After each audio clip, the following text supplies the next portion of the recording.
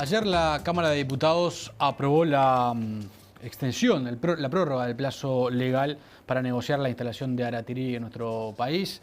Se prorroga por 360 días, con lo cual va a vencer en noviembre, que era el plazo inicial cuando había vencido, digamos, en noviembre de 2014. Se prorroga ahora hasta noviembre de 2015. Además, Aratirí ha anunciado que tiene un plan menos ambicioso que el plan original y que está en conversaciones con el gobierno para comenzar desarrollando ese plan antes de iniciar el plan definitivo.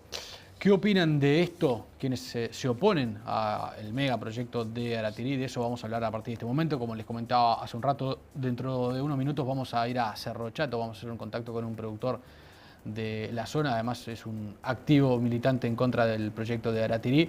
Pero ahora ya estamos aquí en los estudios con Raúl Viñas, que es magíster en meteorología y es miembro del Movimiento Uruguay Libre de Megaminería, y con Diego Arrieta, que es miembro del Consejo Directivo de COFE, el Sindicato de Trabajadores del Estado, y además es coordinador del área ambiental de INESUR, el Instituto de Estudios Sindicales Universindo Rodríguez, y además trabaja en el Museo Nacional de Historia Natural. ¿Cómo están? Buen día. Buenos días. Buenos días, gracias por la invitación. Antes que nada, ¿cómo toman esta prórroga que se votó ayer en el Parlamento? Y desde el punto de vista del Movimiento Uruguay Libre, nosotros lo que vemos es que se estira un plazo que ya estaba vencido o prácticamente vencido, con lo cual el efecto que tiene es que la empresa mantiene sus pretensiones mineras sobre las porciones del territorio que estaba pensando en explotar. Hasta ahora los permisos de la empresa caducaban el 28 de este mes y pasaban a lo que se conoce como una reserva minera. A partir de ahora ese plazo se estira hasta fines de noviembre de este año, y a partir de ese momento es que otra vez estaríamos en esas condiciones. Es ante eso, ante el temor de perder esas reservas, que en un manotón de ahogado el presidente de la empresa, viniendo acá al país, propone esa idea que ya había existido antes, de hacer un proyecto más pequeño, pero es un proyecto que no tiene viabilidad ninguna, porque desde el punto de vista económico, si obtener hoy una tonelada de hierro es más caro que el precio del mercado, que el cual se puede vender, es lo mismo que se trate de extraer 18 millones o 2 millones, no sirve económicamente. Ahora vamos a hablar de ese proyecto, del nuevo proyecto, digamos, que presenta Aratirí, pero de alguna manera este corrimiento del plazo, la prórroga, le pone nombre y apellido nuevamente a la ley madre, digamos. Bueno, la ley esta ya viene con nombre y apellido, ahora tiene nombre, apellido y número de RUT, porque directamente, o cédula de identidad si quieres, directamente esto es, más allá de que la ley sea general, como se dice, para cualquier proyecto megaminero, lo cierto es que en el Uruguay hay un solo proyecto megaminero, no hay ningún otro presentado ni en ánimo de presentarse, porque debemos recordar que para ser megamineros tienen que ser de explotación de metales. Y el Uruguay, por suerte, no es un territorio rico en metales. Si nosotros fuéramos un territorio rico en metales, no tendríamos tierras fértiles.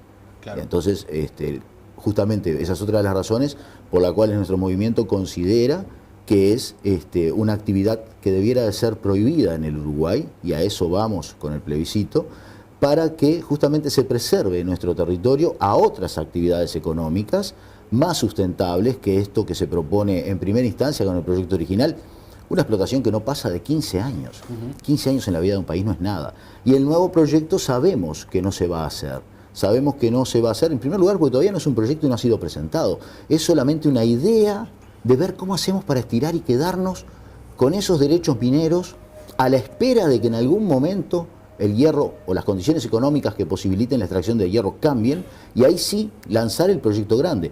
Porque está bien claro que al presentar esta idea nueva no renuncian a la idea anterior. Claro, sería un proyecto inicial menos ambicioso y luego se desarrollaría el proyecto definitivo. Es una idea de cómo hacer la extracción de hierro que no tiene en cuenta las dificultades logísticas que se le van a presentar, y que además no nos propone de por sí que la empresa invierta lo que se necesita para lograr que esa idea funcione, que sería, en primer lugar, la vía férrea.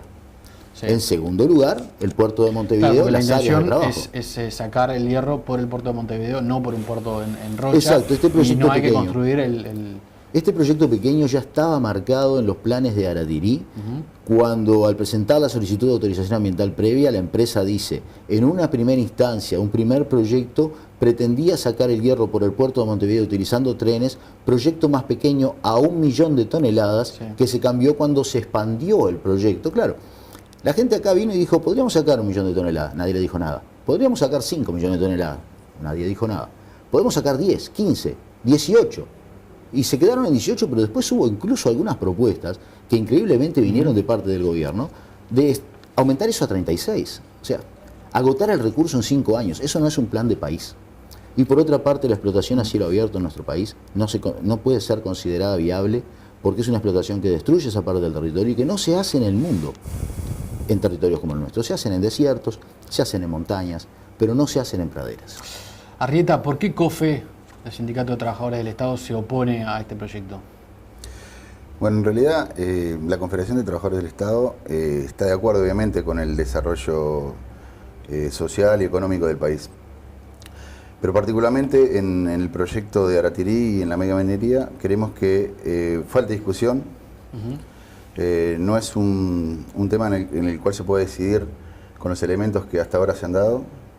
Creemos que hay que democratizar la discusión, los impactos medioambientales para las generaciones futuras son importantes y nosotros creemos que cualquier inversión que involucre proyectos cualquier inversión que involucre impactos medioambientales de este tipo no puede ser decidido de la manera que se ha decidido en la actualidad. Nosotros creemos que es necesario un estudio más profundo y es en ese sentido que pretendemos que la discusión sea más amplia y ese es un poco nuestra... Hoy hay poca información pública, digamos, abierta sobre el proyecto y sobre el acuerdo del gobierno con la empresa. Exacto. Bueno, sobre todo nos deja serias dudas estas últimas declaraciones del señor presidente y algunos de los senadores y diputados ayer que dicen que el país estaría expuesto a un juicio. Realmente si las cosas se hicieron bien no tendríamos que estar expuestos a ningún tipo de juicio. Esto es una empresa que viene, hace su exploración, pone capital para hacer la exploración, obtiene información. Capital ese es capital de riesgo. Yo si voy a abrir un almacén, nadie me va a venir a decir después que le puedo hacer un juicio al Estado si me va mal con el almacén. Bueno, ¿cuál es la razón para que una empresa de mayor tamaño, quizás con mayor acceso a círculos de poder, pero cuál es la razón real para que una empresa tenga potestades de, si invierto y me va mal, me devuelven la plata o les hago un juicio? No entendemos exactamente a qué va ese punto. ¿Y cuál es la lectura que hacen ustedes? Y nosotros lo que pensamos es que verdaderamente no debiera de haber ninguna razón para que estemos expuestos a un juicio ni debemos de temerle a un juicio si las cosas se hicieron bien. Lo que se ve públicamente indica como que se siguieron las normas legales, o sea, la empresa tenía que cumplir con determinadas normas, tenía que presentar determinados papeles, en realidad la empresa los presentó mal y tarde, y muchas cosas no las terminó de responder, y nos presentó otras que directamente serían impresentables. O sea, el plan de cierre que presenta Minera Aratirí es un plan de cierre que cualquier país civilizado no lo puede aceptar. Que te digan, los pozos te los voy a dejar así como están, se llenarán de agua que no sé cómo va a ser, las pilas de estériles se irán volando con el viento, las arrastrará el agua, y tengo un plan social de cierre que voy a conversar y hacer conferencias con los empleados que vayan a quedar sin trabajo y sin posibilidad de desarrollarse en esa actividad en nuestro país, y además les voy a dar una carta de recomendación. Al final eso es casi como que una burla, digo. Se cumplió con presentar un plan de cierre, pero es un plan de cierre que no puede ser aceptable. Todo eso hace ver que al punto del juicio no habría ninguna razón para temer un juicio, ni creo que sea una razón válida para que ningún país, por temor a un juicio, haga leyes y tome consideraciones, porque al final es en cierta forma aceptar presiones, reconocidas o no. Si el señor presidente dice o hacemos esto o podemos exponernos a un juicio o a consecuencias, te está diciendo puede haber un problema para el país, pero entonces hay que transparentarlo. ¿Por qué es el problema? ¿Cuál es el problema? Con la información que hay hoy no se ve un problema. Se ve una empresa que realiza una inversión, que le puede ir bien, le puede ir mal, como a cualquier empresa, y que si le va mal y otra cosa. Se terminó. Arrieta, desde el punto de vista político, usted describía la posición de COFE, pero ¿qué pasa a nivel del PIT-CNT, de todo el movimiento sindical? Bueno, ahí nosotros tenemos un congreso, la resolución es el último congreso del PIT-CNT del año 2011. De alguna manera, con ciertos matices, pero dicen prácticamente lo que COFE en este momento está reclamando, que es que cualquier inversión como la de Aratirí es bienvenida siempre y cuando cumpla con ciertos aspectos, Claro. dentro de los cuales están los aspectos medioambientales. Nosotros en este momento, la posición de la Confederación es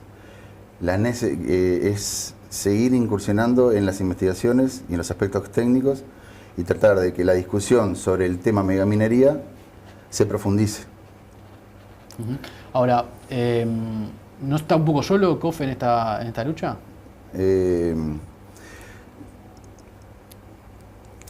En realidad, como cualquier organización independiente, puede llegar a tener diferencias con Sí.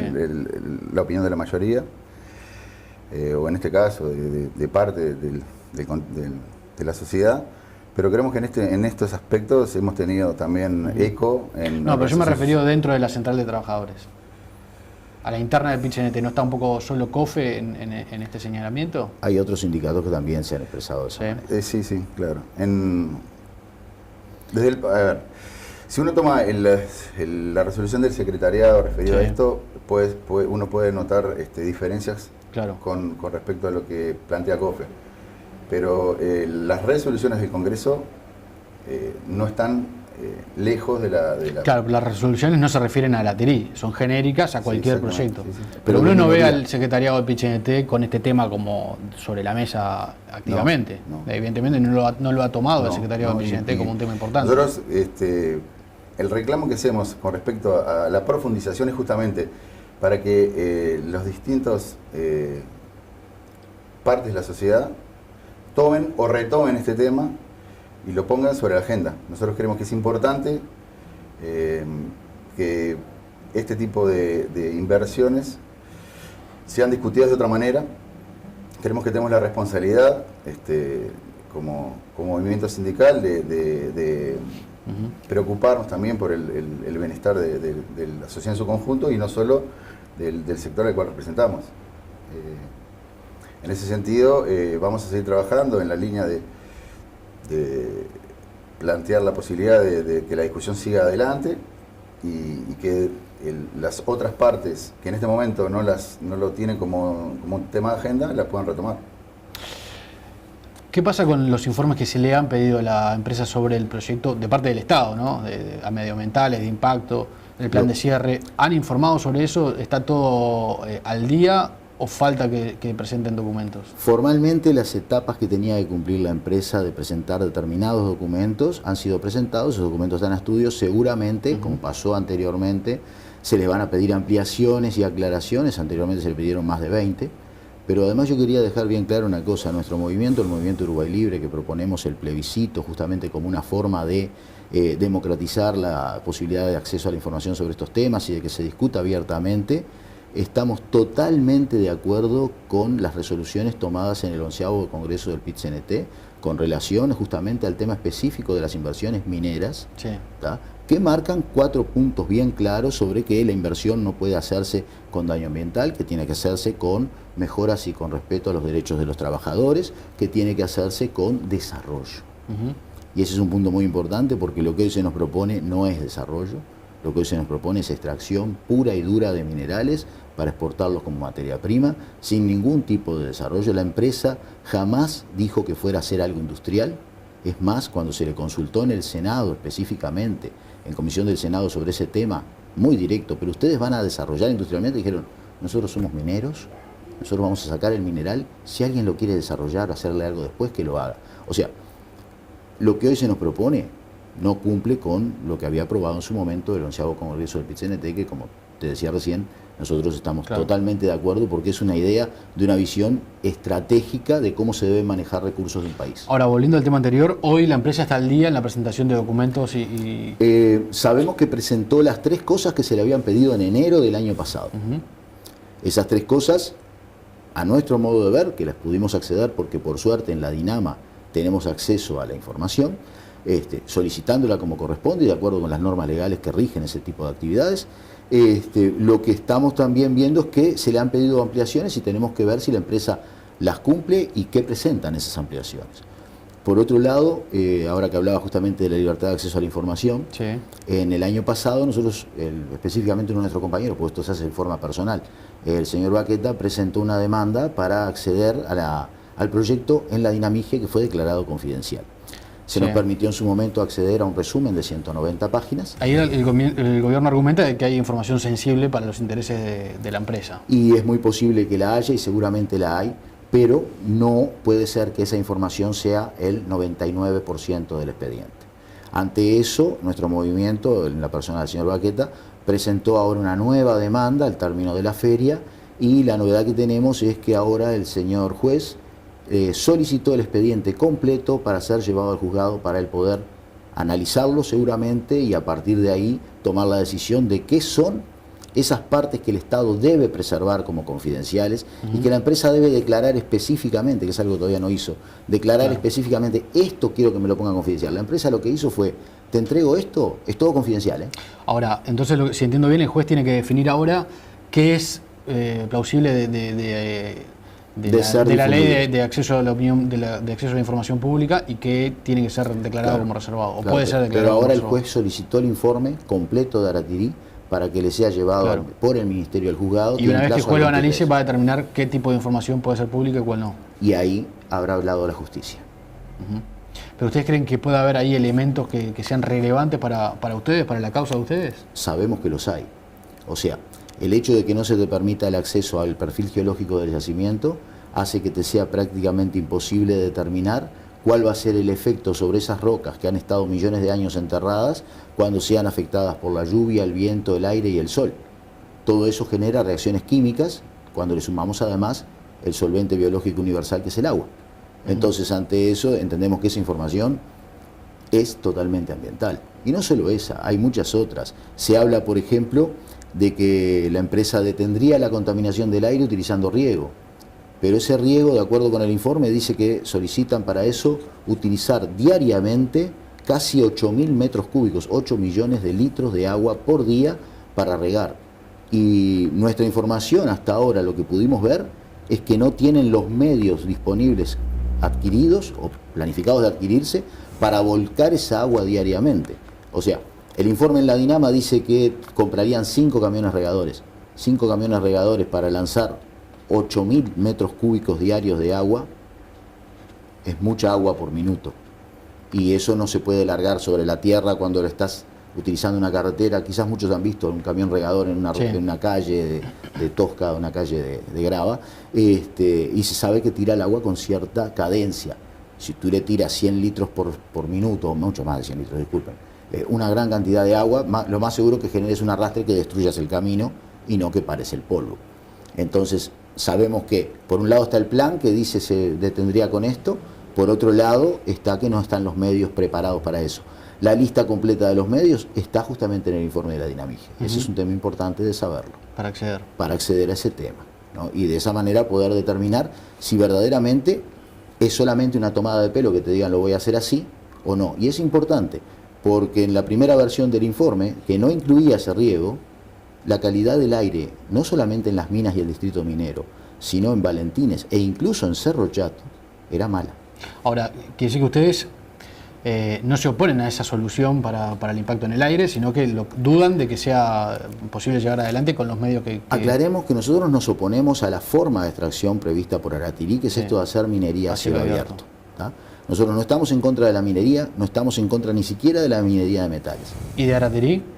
Como empresa no tenemos nada contra ellos. Como el proyecto que están tratando de hacer, sí. Porque es un proyecto que para obtener esta copa de agua de acá, hace un pozo de este tamaño. Entonces, eso nosotros consideramos que no es adecuado para nuestro territorio. Es más, en el mundo no se hace.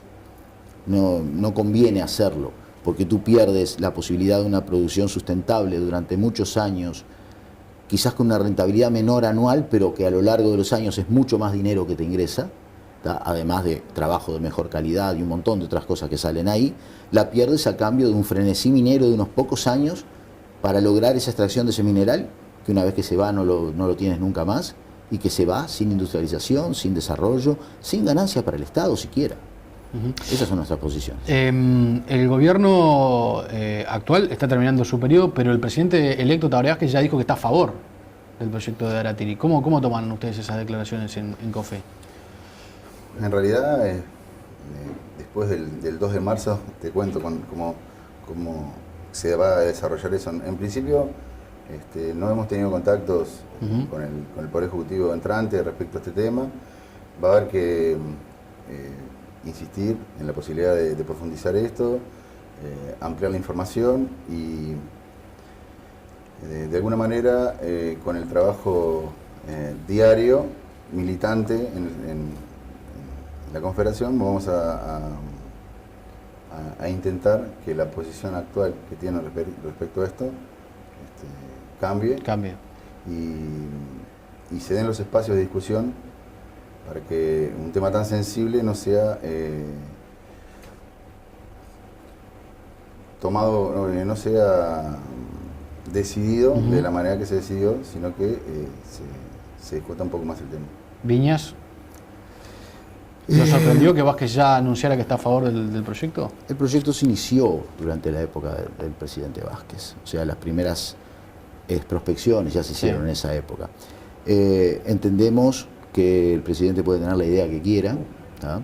Pero a nuestro entender el movimiento que nosotros estamos haciendo y el hecho de buscar llegar a un plebiscito en el cual toda la gente cuenta que en la mayor cantidad de información y se sepa exactamente hacia dónde vamos si se acepta este proyecto, esperamos que esa sea la manera de lograr que los diferentes estamentos políticos y económicos del país, incluso el presidente, tomen conciencia exactamente de a dónde vamos. Hoy esto que se nos ofrece es un proyecto de corto plazo, que hemos demostrado fehacientemente, incluso ante el Fondo Monetario Internacional, que no nos va a dejar dinero, no va a pagar impuestos.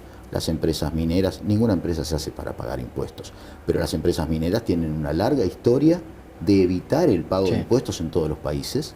Tenemos el caso de Chile. En Chile están las empresas más grandes del mundo, pero la única que paga impuestos es Codelco, que es la empresa del Estado. Ahora le voy a preguntar sobre el plebiscito y en qué está esa iniciativa, pero antes vamos a hacer un contacto con Julio Gómez, que, como anunciábamos más temprano, es productor de la zona de Cerro Chato. Además, es posgrado en Derecho Minero y está allí en aquella zona. ¿Cómo le va, Gómez? Buen día. Buenos días, ¿qué tal? Muy bien, lo escucho muy bajo en este momento. ¿Ahora mejor? Ahora lo escucho un poco mejor. ¿Está ya en el campo? Estoy en Cerro Chato en este momento. Ajá. ¿Cómo ha impactado este proyecto en los productores de la zona? ¿Ha habido mucho productor que se ha retirado, ha vendido sus campos por miedo a la concreción finalmente del proyecto? No, aquí lo que se ha generado es una fuerte resistencia contra el proyecto de Aratiri, que se tradujo principalmente en la presentación de alrededor de 400 recursos ante Dinamige para impugnar la entrada a los campos, y gran parte de esos mismos recursos administrativos con posterioridad se presentaron ante el TCA, y el TCA, por carencias formales, hizo caer muchos de esos permisos, ¿no? Y aparte de esa resistencia legal, por decir de alguna manera, la zona se ha movilizado activamente con el tema, ha realizado, si usted viene por la Ruta 7, va a encontrar una serie de carteles de rechazo a Aratiri por toda la zona donde estaba instalada, pero no carteles pagos por empresas ni por asesores de marketing, sino que carteles de chapas viejas donde la gente salió a escribir lo que pensaba sobre el proyecto, y fue una manera de manifestarse. Es una actividad que lleva alrededor de 5 años y que a un nivel más amplio está demostrando claramente que en la zona el proyecto minero carece de licencia social. La licencia social en materia de actividad minera es un concepto muy importante porque, dada el impacto que tiene esa actividad, demuestra si una sociedad local está dispuesta a aceptarla o no, ¿verdad? Claro. ¿Usted particularmente a qué explotación se dedica? Y yo soy un productor ganadero, criador, que tengo un predio relativamente no muy grande en la zona, y que me he visto afectado desde el inicio de la actividad, porque conocimos en concreto de la manera que se llevaba a cabo la exploración, conocimos la falta de transparencia de la empresa, conocimos las presiones para la compra de los predios, bueno, es decir, toda una serie de experiencias que no nos resultaron buenas, ¿verdad? ¿Qué porcentaje de su predio, digamos, está dentro de la zona que puede ser afectada? Alrededor del 60% del predio. 60%. 60% del predio. ¿Y tuvo conversaciones con la empresa para vender el campo? Nosotros todos hicimos un largo proceso porque ninguno de los productores que estábamos en la zona ni de los operadores jurídicos teníamos conocimiento de cómo se desarrollaba la actividad minera. En un primer momento pensamos que la actividad minera podía ser compatible con la actividad ganadera, hasta que después fue el proyecto manifestando sus verdaderas características y ahí nos fuimos dando cuenta de que prácticamente la actividad minera es incompatible con la actividad ganadera en una distancia muy grande. Bueno, entonces ahí surgen a nivel personal y a nivel social una serie de conflictos porque hay una cantidad de gente que hemos elegido una determinada manera de producir y de vivir que es incompatible con este tipo de proyectos, ¿verdad? Eso quería preguntarle, porque a veces desde la ciudad es difícil de entender o de dimensionar cuál es la relación con la tierra que tiene un productor. Claro, uno puede pensar, bueno, ¿por qué no vende ese campo y compra un campo en otro lado? Yo le explico una cosa, es decir, de repente para un oyente ciudadano suyo. Usted imagínese que usted tiene una casa, que es la que era la casa de sus padres, o que usted la heredó, o que con mucho sacrificio la compró, pagando las cuotas del banco hipotecario, donde ha vivido toda la vida, donde trabaja, y que ahí, en el living de su casa, ¿no?, le digan que un día se va a instalar una empresa, que usted se va a tener que ir, que aparte de eso constantemente se le está recalcando de parte del gobierno y de determinadas autoridades, que usted es un mal productor, que podía producir más, que se va a tener que ir. Y cuando usted entra a analizar el proceso, entra a darse cuenta que eso tampoco le va a hacer bien al país. La persona que está arraigada a la tierra tiene un vínculo muy especial con ella, que no es estrictamente un vínculo económico, porque esto, reconocido por los mismos estudios de la empresa que se han hecho, implica que alguien se traslade, se vaya de un lugar y se tenga que instalar en otro. Y en los predios que hay pedido por Aratirí, en las 15.000 hectáreas del distrito minero y alrededor de 100.000 hectáreas que hay pedidas en el pueblo, hay alrededor de 450 familias que viven y están instaladas ahí. Este proyecto implica que esta gente va a ver amenazada su fuente de trabajo y que más tarde o más temprano se va a tener que ir de ahí. También tiene otro componente que no es suficientemente analizado, que es toda la cadena de valor que tiene el sector agropecuario, porque a esa gente que está ahí hay quien le está vendiendo productos, quien le está vendiendo servicios, sus hijos están yendo a los centros de estudio de la zona, se están atendiendo por cuestiones médicas también en estas ciudades. Es decir, hay toda una cadena de valor de la agropecuaria que generalmente tiende a no verse, ¿verdad? Gómez, le agradezco mucho estos minutos, muy amable. Muy bien, le agradecido soy yo por la oportunidad de poder explicar nuestra posición. Muchas gracias, muy amable. Bien, esa era la posición de Julio Gómez, como decíamos, productor rural de allí, de la zona de Cerro Chato, el epicentro de la afectación de este proyecto. Viñas, nos había quedado pendiente el tema del plebiscito. ¿En qué está ese proceso? Bueno, nosotros seguimos impulsando el plebiscito, seguimos haciendo la juntada de firmas, nos mantenemos con nuestra presencia, por suerte, en todo el país, con más de 100 centros para la recolección de las papeletas, la impresión de las papeletas, y además mantenemos una actividad que en el verano se trasladó un poco hacia el este, pero que ahora estamos volviendo aquí a Montevideo también, la gran mayoría, algunos estuvimos todo el tiempo acá, que es la actividad de juntar firmas en lugares donde se junta gente. Por ejemplo, la explanada municipal, la feria del Parque Rodó, algunas otras ferias vecinales, en la zona de Ciudad de la Costa también. ¿Y eso cómo viene? En suerte, cuanto a número de firmas, me refiero. Viene muy bien. ¿Cuántas tienen que juntar? Nosotros tenemos que juntar un 10% del padrón, que son 260.000. Llevamos un poco más de 80. Tuvimos un año que fue complicado porque teníamos elecciones internas, elecciones primarias, elecciones presidenciales. Bueno, todo ese tipo de cosas que además limita la militancia en todos los temas porque la actividad política lleva a mucha gente. Hoy, por suerte, hemos notado un incremento en el interés en juntarse con esto y dedicarse unas horas por día, por semana más bien, a hacer este trabajo. Notamos una gran respuesta en los puestos, no tenemos prácticamente ni que decirle a la gente quiere firmar o viene a firmar, ven el cartel, firme aquí y la gente se arrima. ¿Qué plazo tienen para...? La Constitución en este caso de que nosotros estamos yendo por un plebiscito no nos pone un plazo Cuando específico. tengan las firmas, las presentan. Cuando se tienen las firmas se presentan a la Corte y la Corte decide en qué momento se hacen, Claro. que seguramente es en conjunción con alguna elección nacional.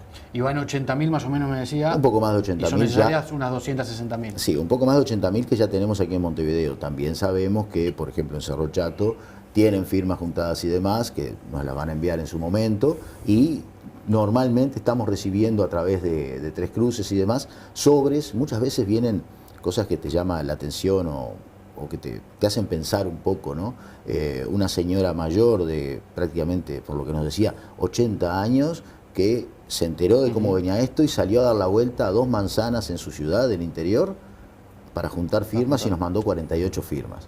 Digo, son cosas de esas que tú dices, bueno, Claro. hay una reserva moral para estas cosas que creo que todavía nos puede ayudar para que llevemos a nuestro país hacia adelante de una manera sustentable, de una manera que reconozca las posibilidades y ventajas que tenemos en algunas producciones y que nos permita a partir de ellas un verdadero desarrollo Claro. a largo plazo.